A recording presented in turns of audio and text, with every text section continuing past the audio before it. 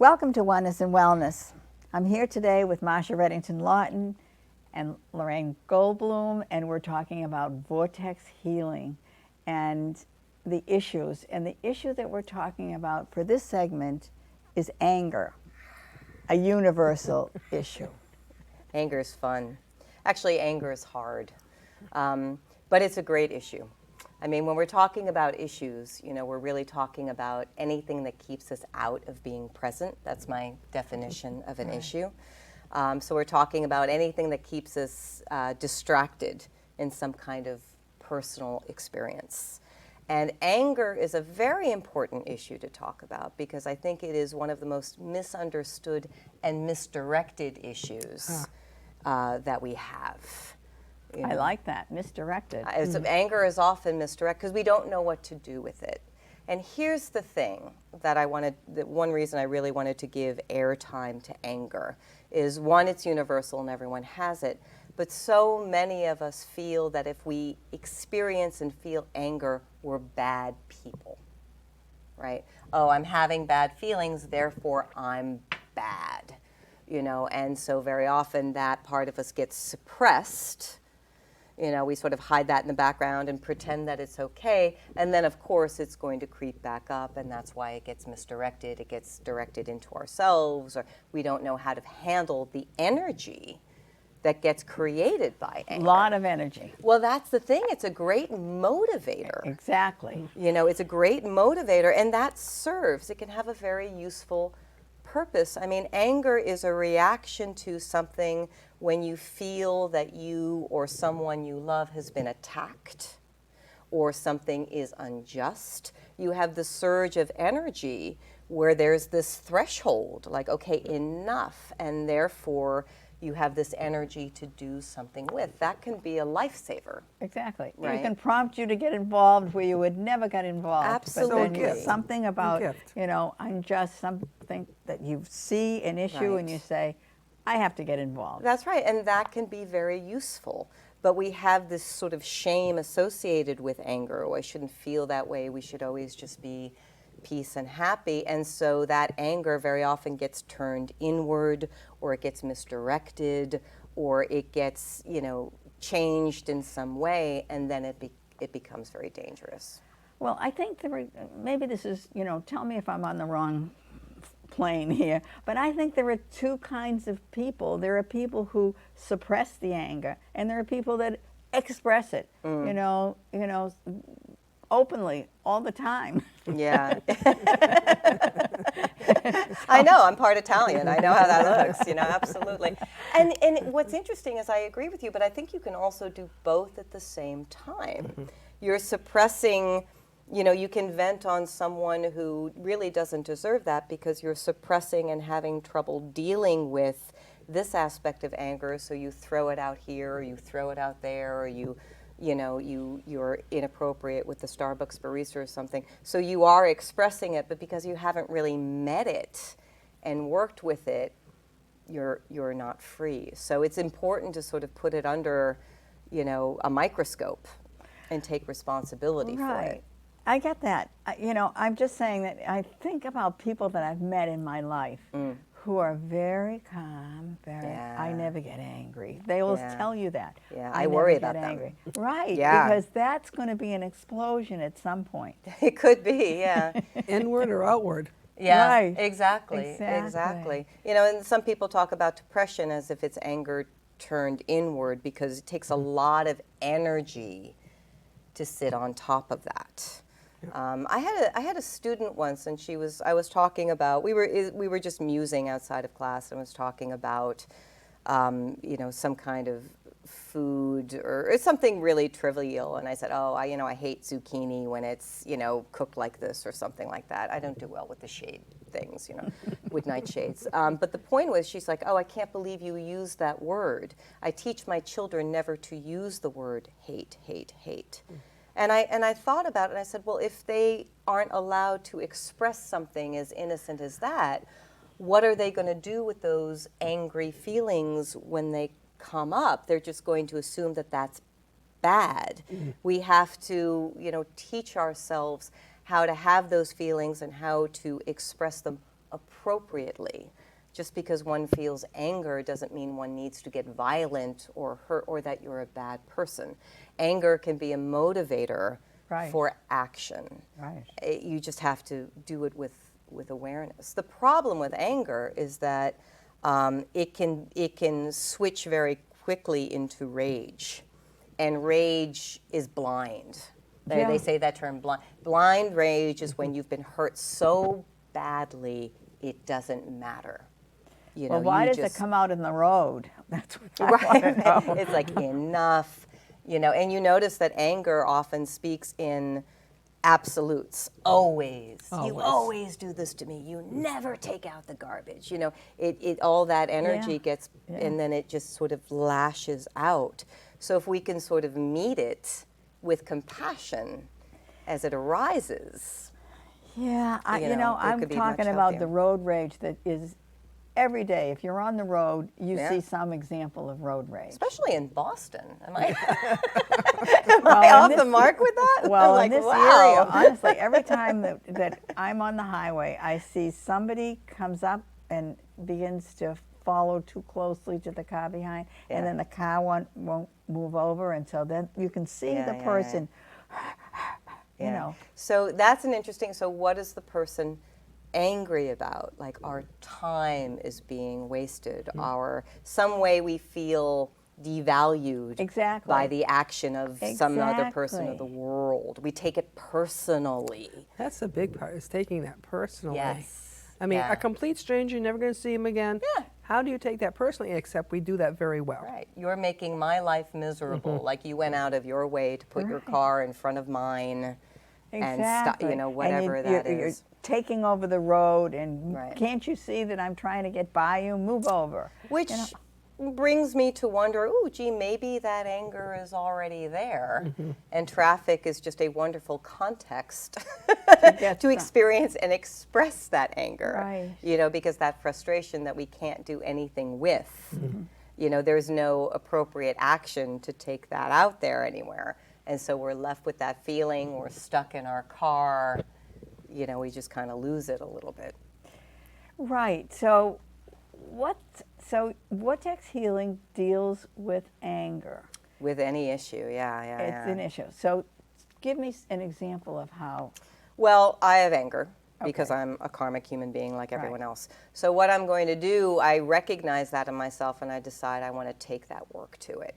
So, you know, with the energetic consciousness tools, we meet it. A beautiful thing you can do with vortex healing is just meet something with the consciousness of love, right? Just even before sort of releasing it, just bring love to that. You know, that kind of seeing it for what it is. It allows space to have an experience of it in safety and in love. And then that little space is everything in the world. You know, the language you've heard me use again and again, the difference between I am angry and I have anger in my system is everything. So bringing love and consciousness to that, we recognize it for what it is. Okay, it's something that's arising in the system, in the body, and all of that. And then we bring our energetic consciousness tools to release it and transform it, to actually let it go on a physical level. Anger takes a hard toll on the physical body. The tension involved in it, how it shows up in the liver and all of that, it's rough. So you need to address that. You need to, you know, allow that to release from the body and the energetic pathways and the chakra and the system, and then allow yourself to awaken out of it or be present with it, you know, in love. And that is the magical transformation that vortex healing brings to it. As you describe that process of recognizing the anger, for me that's a form of self-love and self-respect. Yes. You know, I have these feelings. I'm not shoving them away. This is an important message coming up here. I might not know what to do about it. Yeah. But the fact of the matter is, if we don't love ourselves or respect the fact that we're having an experience, we can't deal with it. Yeah.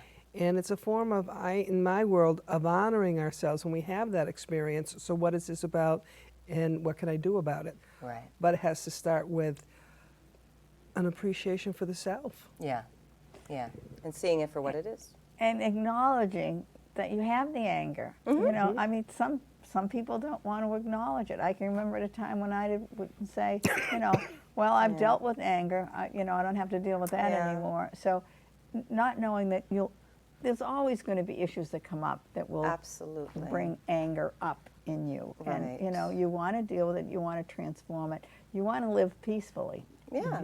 And, we were just talking about, in the last episode, we were talking about loss. Anger is a part of that grieving process. It's a natural part of the grieving process. But of course, we don't want to be angry at the loved one we've lost. So it's very natural to suppress that or misdirect that as well. Right. And so when we're in so much pain, it's hard to see what's going on. And then we just have this and we don't want to be inappropriate. We just don't want to feel that. So it's perfectly natural to shove that back. But then we're walking around in existence pain, not knowing why we feel disconnected and not knowing why we can't be happy. And this is what our issues do to us and why we want to take a look at them. Right, because there are several different issues I know that you've talked about. We're talking about anger today, and we talked about loss. And they're all interconnected, aren't they? Loneliness, all of those issues come into play. Yeah. Because they are interconnected. That's right. So, we're complex human beings. And I think sometimes we become even more complex when we ignore what we're feeling, so it gets bigger, it gets more hidden. Right. I've watched my husband after being so many years with him. He used to say, I'd say, what are you feeling? He said, I feel fine. Yeah. He couldn't look at feelings. It's hard. So, and I think a lot of times people can't do that, Yeah, well, some people don't have the language for it. It's its own language and expression, isn't it? Absolutely. And it can be hard to relate on that level. Right, exactly.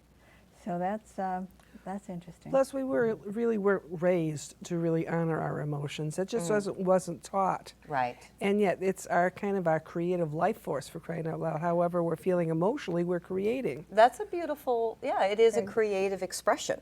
Exactly. So long as we can see it for what it is, and that way we don't, judge it or misdirect it or turn it back in on ourselves, which becomes very, very self-destructive. Right, and I think we're living at a time where there's a lot of people who don't understand what you're talking about, you ladies are talking about in vortex healing, but we need to pay attention, because if we want to be happy, whole human beings, we have to deal with that in some way. Yeah. So we're going to take a short break. We'll be back, viewing audience. Join us in just a couple of minutes, and we'll be right back with you. For more information, check out our website, www.onenessandwellness.com. Thank you. Look forward to hearing us, and watch our show. Welcome back to Oneness and Wellness. I'm here with Marsha Reddington Lawton and Lorraine Goldblum and Vortex Healing, and we're talking about anger. Have you ever been angry? We all experience anger. Yeah, we have all been angry. Exactly. We have all been angry. And we were talking about how it shows up, and I've been saying how it can be so easily misdirected. And I think that that often happens because we don't, our audience member used the word permission. We don't give ourselves and other people permission to experience anger. Right. And I think that's key to processing it and to working with it, because if you suppress that, it just can't be worked with in that way. I know, and I think little children, because children, will show their anger right away about something. Yeah. But then the parent or whoever's watching them might say, don't, be quiet. Right. Don't do that. That's not good, and then you get into that, you're a bad person. Yeah. You're a bad kid because you're Language your is anger. Changing in modern parenting, though. Yes. You see the modern parents, and they're like, it's okay to be angry, but that's not appropriate behavior, which is a world of difference. Right. Keep your mouth shut, all that kind of thing. I still hear that. And it's at the same time, it's really not appropriate to break that toy, because you're angry. There has to be you know, a structure for how to process something like Right. that safely. So that's why parent training and teaching is so important. Yeah. Absolutely. Because if they don't have that, they go back to the other, keep quiet, shut up. Right, right, You know, right, right. I hear that. And you just know. as we've talked about other issues, when we see anger in someone else, it's scary and threatening to us because we know anger. Exactly. And anger as an issue is scary and threatening. You know, if you see someone angry, you know, it can bring up your own fears, even if they're not violent. You know, it can be very threatening. Well, it's threatening because it can lead to violence. That's it can right. lead to rage. It can lead to a place you Right. don't want to go. Right. To more loss. To more loss. To more loss. Exactly. And as we've talked about, anger has all of this energy to it. You know, it's a motivator, so it's got all this energy to it, which calls for big action. You know, why do we yell? We start yelling at each other because we don't feel we're being heard. And so the natural, there's no need to, but when we know, I'll just raise my voice so you can hear me. But, you know, it's got all this energy that's hard to work with, and so that can be very threatening. So I think, you know, just looking at men and women and how they handle it, you know, as a Differently. woman, there have been situations I've been afraid to express my anger because I don't feel safe in particular environments, and it's just not viewed the same way. Whereas being angry is a stronger position. We can use anger to hide other issues because it's a stronger position to be angry than to be Weak, hurt. It gets very vulnerable. muddled. Yeah. So men express their anger in many different ways, Mm-hmm. but a lot of it is coming from that, I don't know, I'm trying to think of, you know, when my husband was angry or I see other men angry, Mm-hmm. and it's, they up the level. You know, Andy mean- doesn't do that anymore, but I mean, I think that, you know, I see my one of my sons, when he gets angry, Yeah. everybody runs for cover. Right. Well, I think, and I don't want to generalize too much, but I think for men have a little more permission to be angry, so sometimes they'll take some of the other things that are harder to express, like hurt or pain, and express it as anger because it's okay for them to do that. Whereas for women, I tend to cry before I'll express anger because I'm so frustrated with my, you know, and I think that's social conditioning, and I do think that's changing. But these are a lot of the norms that we grew up in. And I do think hurt and anger, you know, loss and anger are so closely related because, you know, we talk about how issues create identities. And, you know, hurt, pain, suffering creates an identity of victim. And then anger creates an identity of victimizer.